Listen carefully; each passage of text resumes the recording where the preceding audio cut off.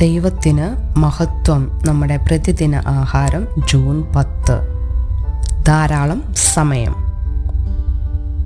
അവൻ നിത്യതയും മനുഷ്യരുടെ ഹൃദയത്തിൽ വെച്ചിരിക്കുന്നു. എങ്കിലും ദൈവം ആദ്യോടന്തം ചെയ്യുന്ന പ്രവൃത്തിയെ ഗ്രഹിപ്പാൻ അവർക്ക് കഴിവില്ല.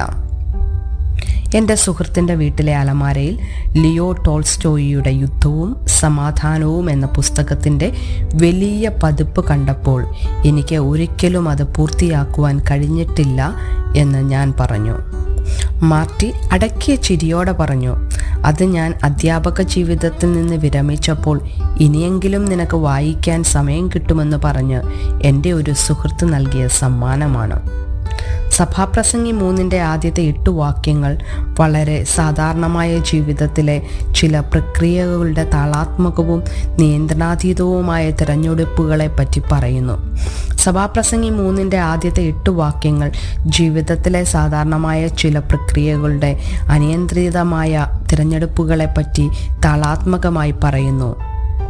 നാം ജീവിതത്തിൻ്റെ ഏത് ഘട്ടത്തിലുമായിക്കൊള്ളട്ടെ, നാം ചെയ്യാൻ ആഗ്രഹിക്കുന്ന എല്ലാ കാര്യങ്ങളും ചെയ്യാനുമുള്ള സമയം നമുക്ക് കിട്ടാറില്ല. സമയത്തെ കൈകാര്യം ചെയ്യുന്നതിലുള്ള ബുദ്ധിപരമായ തീരുമാനങ്ങൾ എടുക്കുവാൻ ശരിയായ ഒരു പ്ലാൻ ആവശ്യമാണ്. ദൈവത്തോടൊപ്പം നാം ദിവസവും ചിലവഴിക്കുന്ന സമയം നമ്മുടെ ആത്മീക ആരോഗ്യത്തിൻ്റെ പ്രാധാന്യത്തെ കാണിക്കുന്നു. ഫലപ്രദമായ കാര്യങ്ങൾ ചെയ്യുന്നത് ആത്മാവിന് തൃപ്തി നൽകുന്നതാണ്. ദൈവത്തെ സേവിക്കുന്നതും മറ്റുള്ളവരെ സഹായിക്കുന്നതും നമ്മുടെ ജീവിതത്തെക്കുറിച്ചുള്ള ദൈവിക പദ്ധതികളെ സാധൂകരിക്കുന്നു. വിശ്രമത്തിൻ്റെയും ആനന്ദത്തിൻ്റെയും സമയം പാഴാക്കലല്ല, ശരീരത്തിനും ആത്മാവിനും ഉണർവേകുകയാണ്. തീർച്ചയായും ഇപ്പോൾ സംഭവിക്കുന്നവയിൽ നമ്മെ ഏറ്റവും കൂടുതൽ ബാധിക്കുന്ന കാര്യങ്ങളിൽ കൂടുതൽ ശ്രദ്ധ കേന്ദ്രീകരിക്കുവാൻ വളരെ എളുപ്പമാണ്. എന്നാൽ സഭാപ്രസംഗി 3:11 പറയുന്നു, ദൈവം നമ്മിൽ നിത്യതയും വെച്ചിരിക്കുന്നു.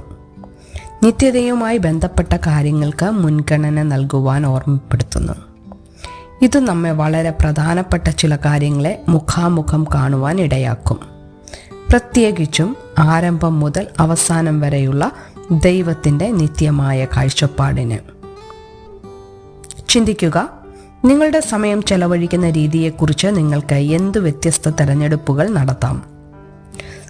സഭാപ്രസംഗിയുടെ എഴുത്തുകാരൻ ദൈവം നിത്യതയും മനുഷ്യന്റെ ഹൃദയത്തിൽ വെച്ചിരിക്കുന്നു എന്ന് പറയുന്നതിൻ്റെ അർത്ഥം എന്താണ്? ദൈവത്തിന് മഹത്വം.